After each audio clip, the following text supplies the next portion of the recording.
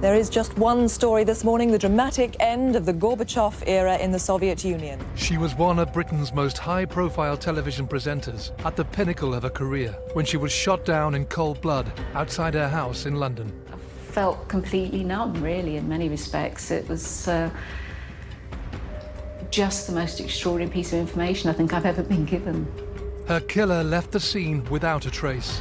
It was a ruthless murder. He went right up to her, pushed her down onto the step so that she was kneeling, placed a gun to her temple and fired a single shot. The execution of Jill Dando sent shockwaves through the nation and sparked the country's largest criminal investigation since the hunt for the Yorkshire Ripper. For the first few days, almost whole editions of newspapers were filled with this story and nothing else. More than 2 decades on, the murder of Jill Dando remains a mystery. Could be almost anyone, we just don't know who he is.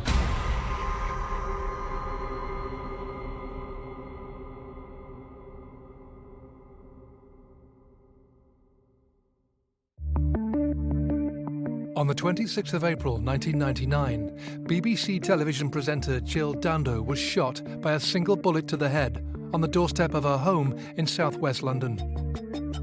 The hunt for her killer prompted the biggest murder inquiry ever conducted by the Metropolitan Police. 2 years later, after a controversial court case, local resident Barry George was found guilty of the killing. But during a dramatic retrial, he was cleared of Jill Dando's murder. So who shot one of Britain's best-loved television personalities? This is the story of the brutal slaying of Jill Dando, told from the inside through the eyewitness accounts from those closest to the story. Born in Weston-super-Mare, Jill Dando began her journalism career as a reporter on the local paper, the Western Mercury.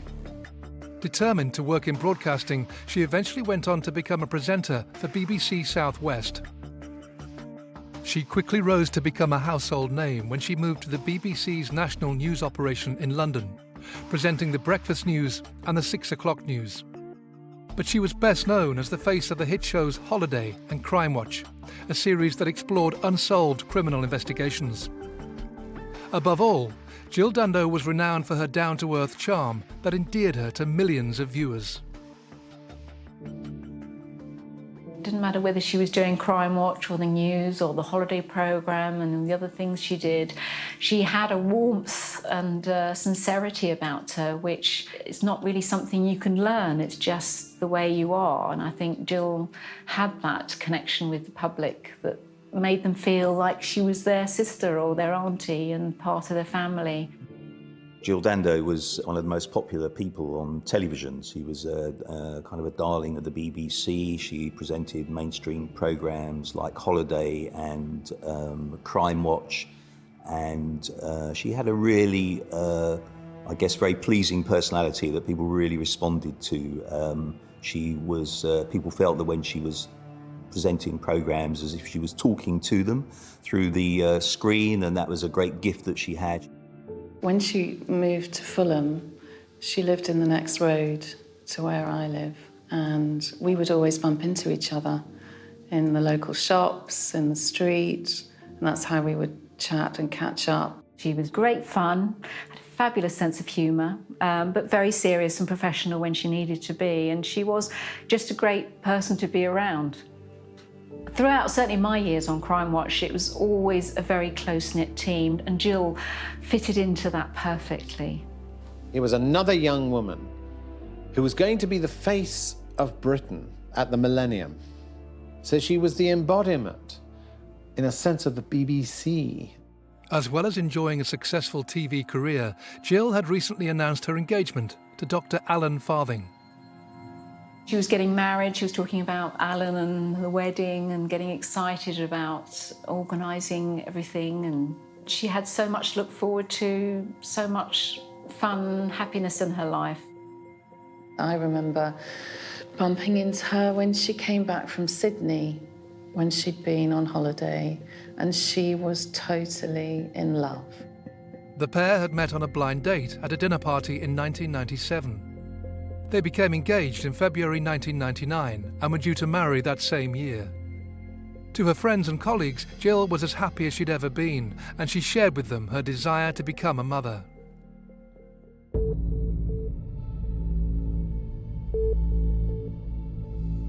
On the 26th of April 1999, Jill Dando had spent the night at Alan Farthing's home in Chiswick. Jill left her fiancé's house in Chiswick. I think it was about 7 or 8 in the morning.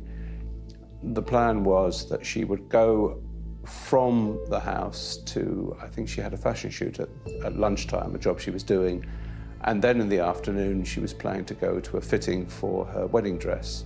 Miss Dando had been going to her house purely to get changed. She was no longer living there. She was living with a boyfriend several miles away. Jill lived on Gowan Avenue in Fulham, southwest London. So Gowan Avenue, typical residential street, quite middle class, lots of comings and goings, a typical morning, a very ordinary morning, nothing unexpected appeared to be going on. People taking their children to school, the postman coming down the road, neighbours coming and going. When she bought her home in Fulham and was so thrilled about it, she told me that one of the reasons she'd chosen that home was that it had a hedge and it had a tree that afforded her privacy. Having left her fiancé's home in Chiswick, Jill made various stops on her way home, including a brief visit to the petrol station, Kingsmall shopping centre in Hammersmith, and a fishmonger's on Fulham Road. It was around 11:30 a.m. when Jill finally arrived at Gowan Avenue. She got out of her car, having parked it, and in fact, still had the keys to the car in her hand. As Jill was about to approach her front door, she was unaware that somebody was closely watching her every movement. As she looked for her house keys in her bag, she was approached from behind and shot once in the head.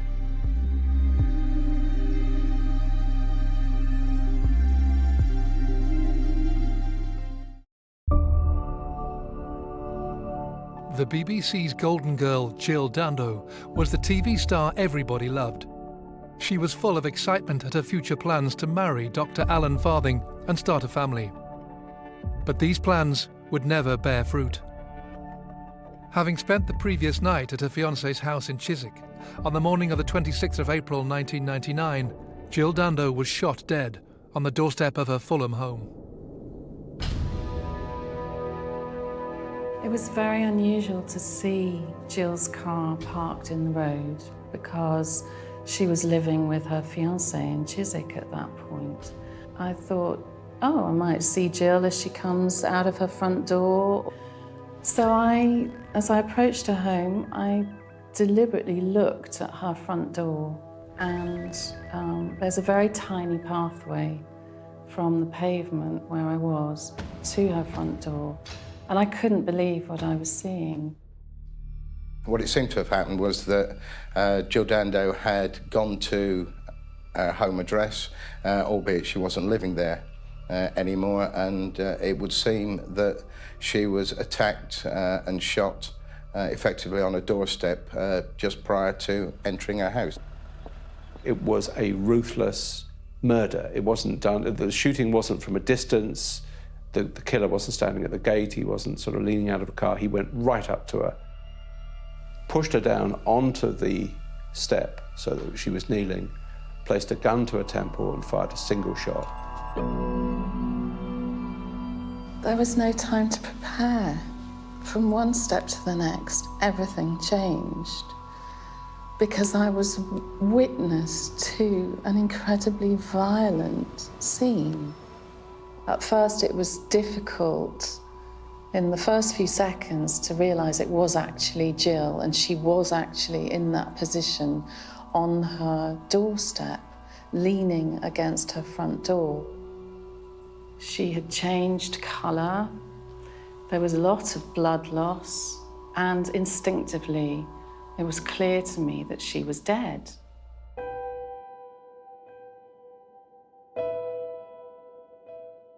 I looked around, there was nobody else in the street, and I quickly got my mobile phone to call the emergency services. When I was talking to the emergency services, I said that I thought that she had been stabbed because of the blood loss. It didn't occur to me at that point that it would have been a gun crime.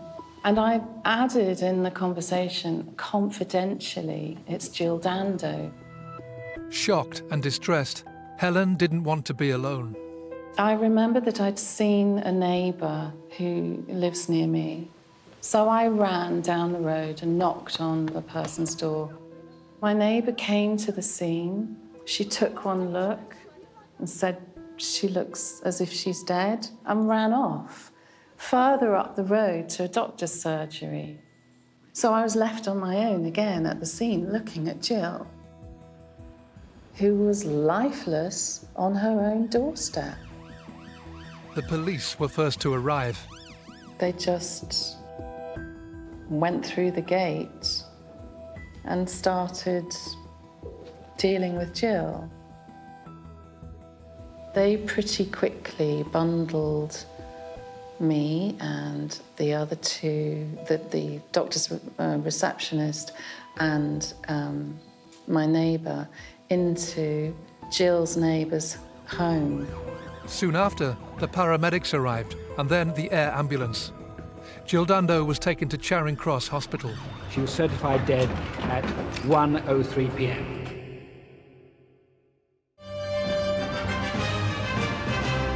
The BBC television presenter Jill Dando has been murdered outside her London home. A man was seen leaving from outside number 29 Gowan Avenue, and he ran east down this road towards the Fulham Palace Road. Detectives are now trying to establish a motive for the murder. Our correspondent Fergus Walsh. I felt completely numb, really, in many respects. It was just the most extraordinary piece of information I think I've ever been given. In this country, although there are a lot of shootings, they're usually linked to the underworld, crime gangs, teenage gangs. But a lady like this, shot on a doorstep in a West London street, a nice West London street, very respectable, quite well-heeled, was extraordinary. The image that really is very, very difficult is her beautiful engagement ring with all that hope in it on a very dead hand. Just snuffed out.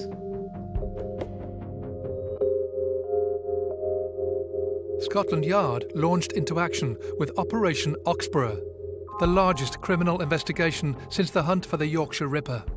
Regardless of who the victim is, there needs to be a methodical approach to the inquiry.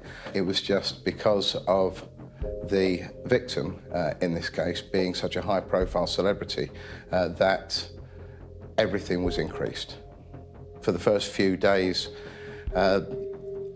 almost whole editions of newspapers were filled with this story and nothing else. Also important to put this in some perspective, because the London police were on the alert searching for the now bomber, David Copeland. And so there was a huge amount of police activity around London and a lot of news media concentration on that issue, because there'd already been two now bombs, one in Brick Lane, one in Brixton, and there was a great deal of concern about where this now bomber was going to strike again and what the reaction would be. With unprecedented media attention surrounding the police investigation and the victim's high-profile status, the homicide squad came under immense public scrutiny. They faced their first hurdle with a forensic examination of the crime scene. Yeah, one of the main problems that the police had was that it had been quite severely compromised by the medical services that had been there, by them removing her body once it was clear that there was nothing more that could be done, created some problems. Very little was obtained from that scene. What they had done, I can't criticise that, because I assumed that everything was being done to try and save Miss Dando's life at the time. There was nothing that came out from the scene other than the fact they, of course, had the bullet which had killed Jill Dando, which was quite unusual. It was crimped, it had been pressed in. They used 50 search officers going down the surrounding streets, and they took up the drains, they looked at the sewers, They looked all along the riverbank by the park in case that the government might just have tossed the gun over a hedge or threw it into a drain. We can't be sure, obviously, about the gun that was used because it's never been recovered. But the thinking was that it was in some way a reactivated gun or one that had in some way been adapted. After the forensic examination of the crime scene proved fruitless, the detectives turned their attention to examining witness statements. There was no eyewitness to the actual offence. Several witnesses gave information about a man who was present at the scene before and immediately after, and one of the main focuses of the inquiry was to identify this person. Richard, her neighbour, said that he had heard her set her car alarm and that he had heard a scream, looked out of the window, and he'd seen somebody go past further down Gowan Avenue. One of the problems that the team was faced with was the unprecedented amount of information that was being received within the incident room. During the course of the inquiry, over 2,000 people were named as being responsible or in some way involved in Miss Dando's murder. Without a clear witness or without a clear motive and reason, stranger murders are by definition the most difficult to investigate. In a cruel twist of fate, detectives turned to the very programme Jill had presented in a bid to find her killer. You never imagine in your wildest dreams the idea that you would ever have, or we would ever have had to make an appeal about somebody we knew so well. There was a pressure on us to think that we could do something to help, to use the programme and to use our experience to try and help in some way. And I think everyone was actually really relieved that they could feel that they could do something. The appeal itself to find information regarding Jill's killer produced a lot of phone calls. Several witnesses saw a man in the area earlier in the morning. And then there are various sightings of a man in a sort of waxed jacket. We have somebody who saw what they described as a sweating man at a bus stop. We have another sweating man seen in Fulham Palace Park, or Fulham Park, which is opposite, quite close to Gowan Avenue, who was talking on a mobile phone. So there are lots of different little sort of sightings, but nobody actually saw the attack. One of the main purposes of the inquiry is to try and separate the potential suspect from other people. And I think as the months went on, it was quite apparent that this was going to be a long investigation.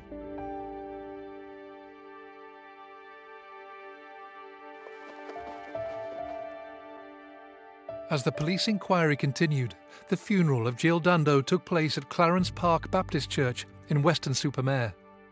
Mourners lined the streets to watch the 3-mile cortege. I was not able to attend Jill's funeral. I did go to her Thanksgiving at All Souls in Langham Place, which was like the funeral for me. And I can remember trying not to cry at that, because it was definitely a Thanksgiving for her life. A grieving nation mounted pressure on the police to bring Jill's killer to justice. What we needed to be sure of, was she followed, wasn't she followed?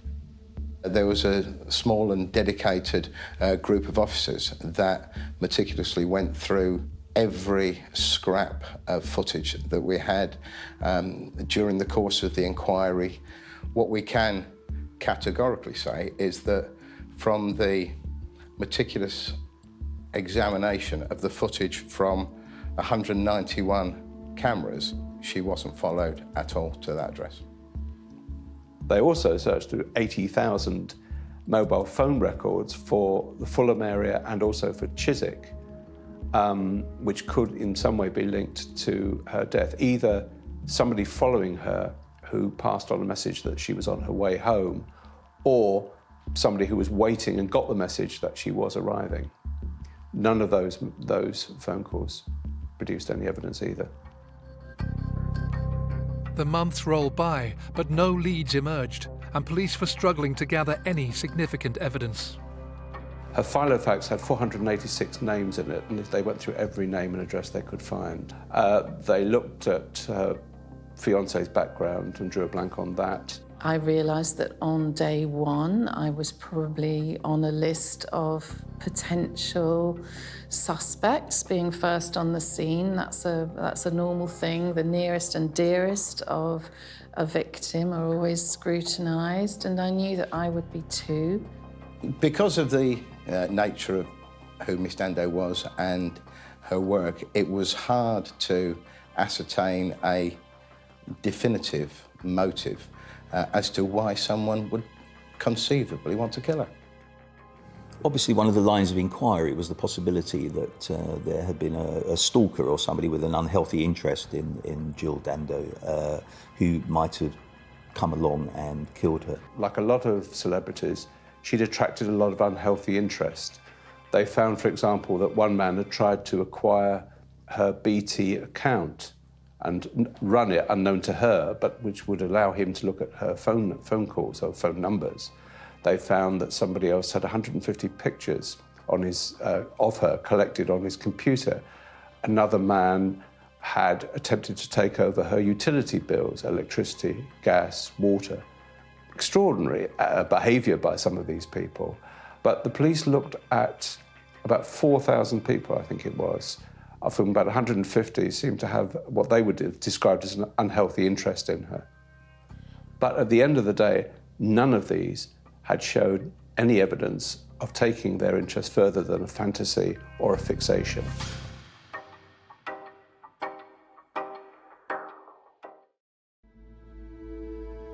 In April 1999, the television presenter Jill Dando was shot dead as she entered her house in Fulham, southwest London.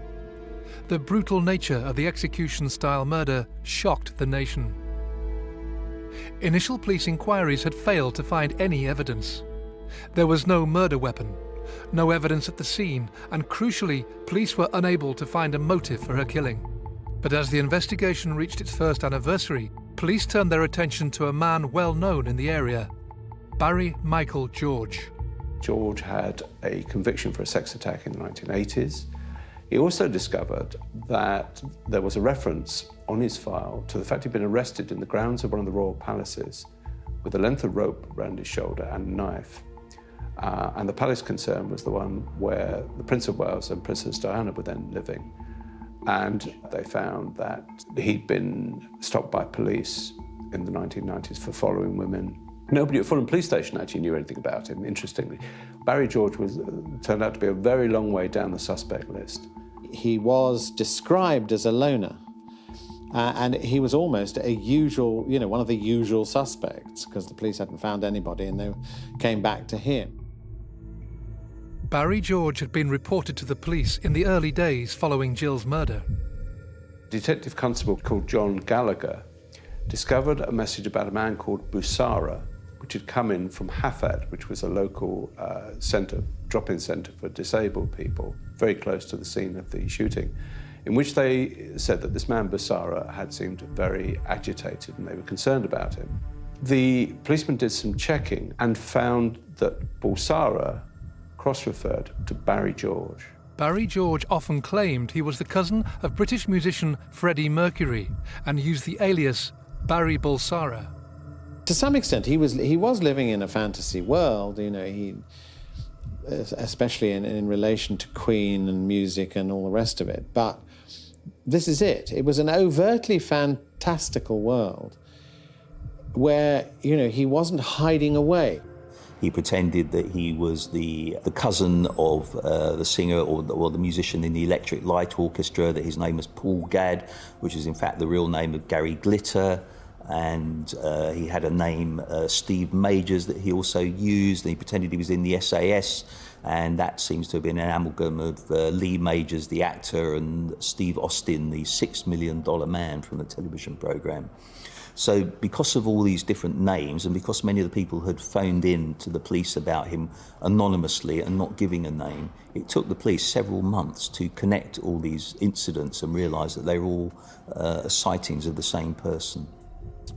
I think most people who lived in Fulham were aware of Barry George wandering around the streets. He's quite distinctive. He was somebody who probably needed a little bit more help than he had in the community. But further examination of statements given to police during the early days of the investigation began to reveal more. By now, police were getting very concerned because they also knew, looking through their records, that a local taxi firm had also called the police soon after the shooting to say they were concerned about a man who kept coming in and seemed to be trying to build up what, as it appeared to the police, to be constructing an alibi for himself. Timings were crucial, of course, because the killing took place at around 11:30 in the morning. Question, where was he? And his case was that he'd attended at a local agency, Hafad, housing agency, and that he'd gone home and changed clothing, and he'd gone to a park and gone to get a taxi somewhere else. And so his defensive alibi was that he wasn't in the road when it happened. An investigation into his past revealed that Barry George had a history of unusual behaviour. He suffered from a personality disorder, had a fixation with celebrities, and was known locally to follow and photograph women. There was one case of, I think it was a woman in a bus queue, and then he got on the bus with her. Now, this is very overt behaviour. In other words, it is somebody who is, I think, desperately anxious to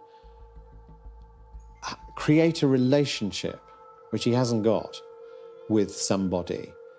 And so it's an unhappy situation, and it's very unpleasant, I suspect, for any woman who is on the receiving end of this treatment. And in a sense, he needs help if that's what was going on. But this is a long way away from the nature of this crime, which wasn't about following Jill Dando around in order to create a relationship. The psychological profilers were talking about somebody who might well fantasize, who might, for example, have fantasized over Princess Diana, somebody who'd had difficult relationships in the past, which Barry George had had. All of these things added to the list of things that ticked off that made him a very strong suspect, and then eventually the strongest suspect.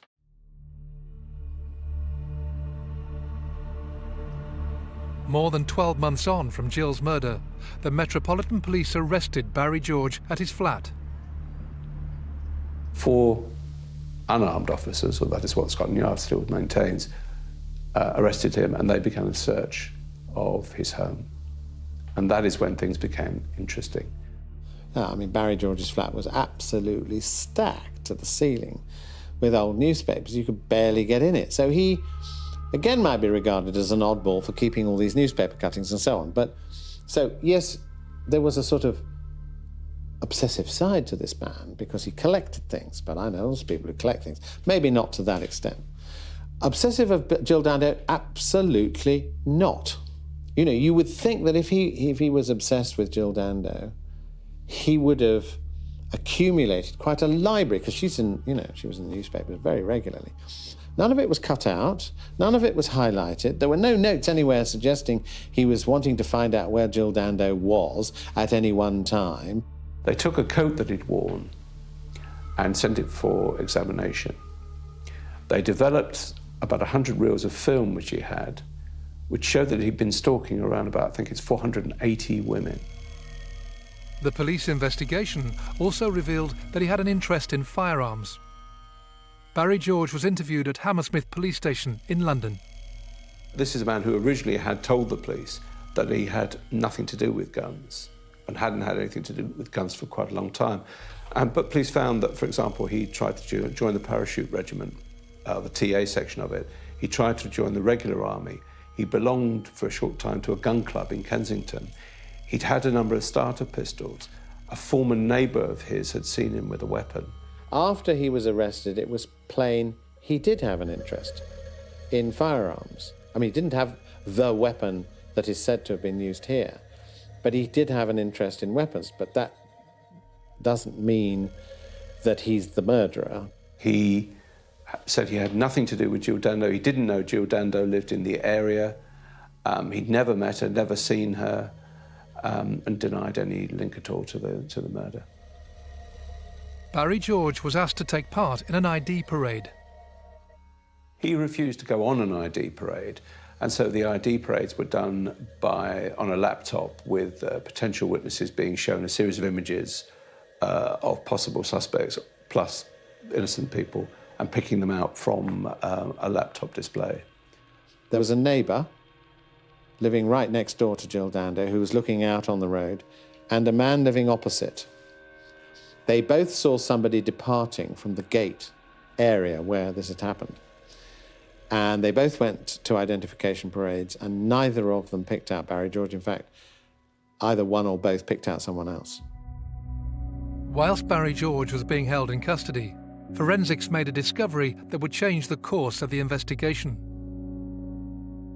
Everything gelled for the police when they were told by the forensic science experts that they had found a very, very tiny trace of firearms discharge in the pocket of the coat that had been taken away.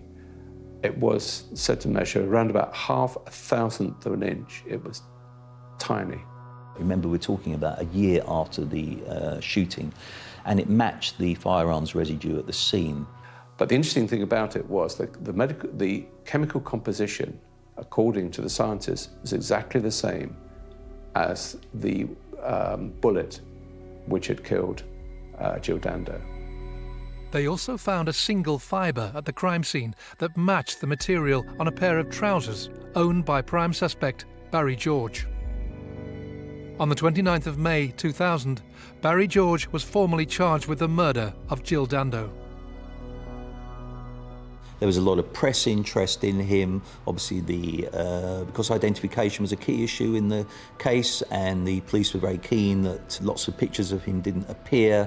And that was slightly odd because at the very beginning of the trial, the court then gave permission for pictures to be released, and there was this huge amount of coverage about him at the start of the trial, all these different images of him, and it was considered that was quite sort of prejudicial towards him, really.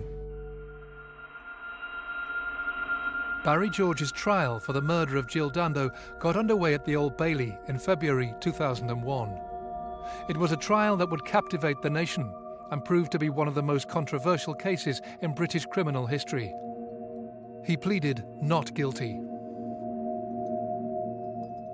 A trial at the Old Bailey for anyone is a pressured event, especially if it's in one of the old courts, which it was, because they've held many famous trials. Certainly most of the UK press and media were there on a daily basis. So the court was full of people interested in the result. During the trial, the prosecution presented George as a lone gunman with stalker tendencies. But his defence counsel painted a different picture. We tried to present Barry George, obviously as the person that he was, just very vulnerable person, living in the locality, relatively well known in the locality, who had an alibi, which he'd obviously produced to the jury, and basically as somebody who, in a sense, wasn't capable of carrying out this murder. The case against Barry George centred on forensic evidence.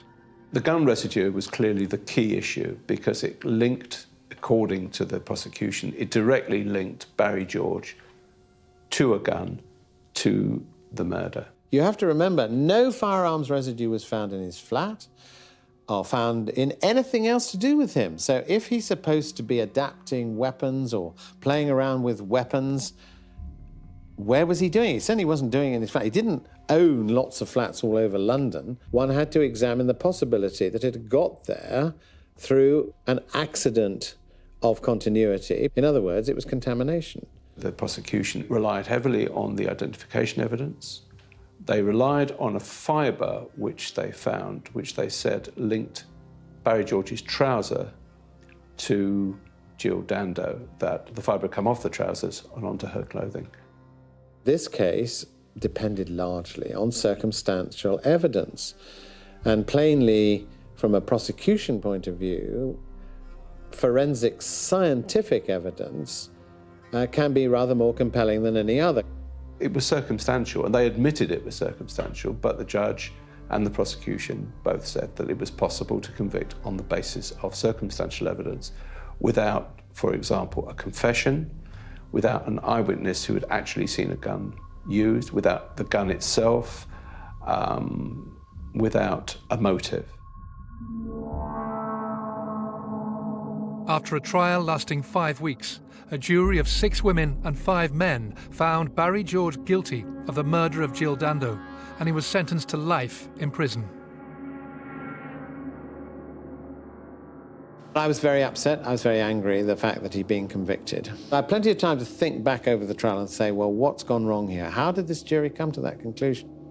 I think it's probably a combination of somebody who kind of looked odd in the dock, somebody who looked odd, which fitted the publicity that had gone before.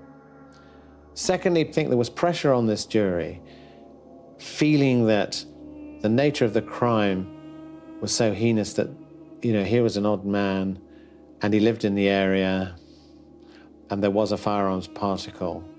And they put that together, I think. Despite the verdict, Barry George always protested his innocence. And as he began his sentence, there was growing unease at the decision to find him guilty. From that point on, people began to get behind Barry George, to campaign for a fresh look at the case, and arguing that there was something wrong here, that it was a miscarriage of justice. His defence managed to mount an appeal. As the years went on and Barry George remained in prison, a campaign built up to get him free. Eventually, new forensic research cast doubt over the significance of the gunpowder traces used to initially convict George, and the case went to a retrial. The Court of Appeal had argued that if the evidence in the pocket had been found a day or so after the murder, then it was key evidence. There was a link. But because there had been such a long period of time, it was no longer safe to assume it was linked to the murder. The forensic evidence was deemed unsafe, and after 8 years in prison, Barry George was finally cleared of the murder of Jill Dando.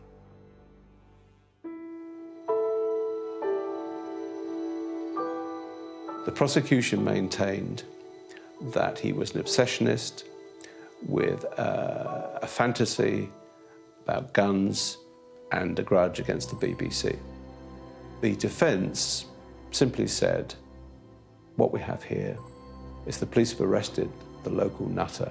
And that was the phrase used by William Clegg QC, who now appeared for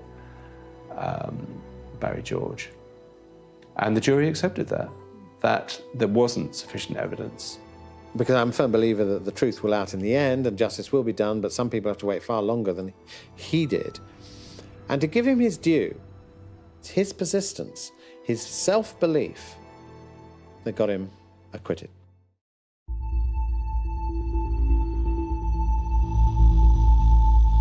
In 2007, an appeal court deemed the evidence used to convict Barry George as inadmissible, and the following year, at a retrial that lasted 8 weeks, his conviction was quashed. He was released from prison in August 2008, having spent 8 years behind bars for a crime he had now been acquitted of. But more than 20 years on, the murder of Jill Dando seems as inexplicable as the day her body was found on the doorstep of her Fulham home. The acquittal of Barry George left many unanswered questions. Chief amongst them, if it wasn't Barry George, just who else would want to kill Jill Dando? It all comes back to why was she actually attacked? Whoever did it had to know she lived there. Whoever did it took steps to make sure that nobody tried to stop them leaving. Had to have had a weapon which they had loaded and ready to use. I mean, I believed throughout the case, because of the nature of the evidence and the window of opportunity, it had to have been carried out by a professional. Some theories linked Jill's murder to her job as presenter of Crime Watch. So there were a number of theories that emerged in the aftermath of Barry George's acquittal, and I guess into this vacuum all these theories came, and one of them was that Jill could have been shot by the IRA, and I think that has its origins in somebody in a prison cell saying that they'd heard this story, that because of her Crime Watch association, that somehow or other the IRA were concerned that she might identify some members, and so that they had, put out a hit on her, as it were. That was very similar to the suggestion of a North London crime family who also was said to have been outraged by her interest, or Crime Watch's interest, in their activities. And so it was suggested that they too had put out a hit on her.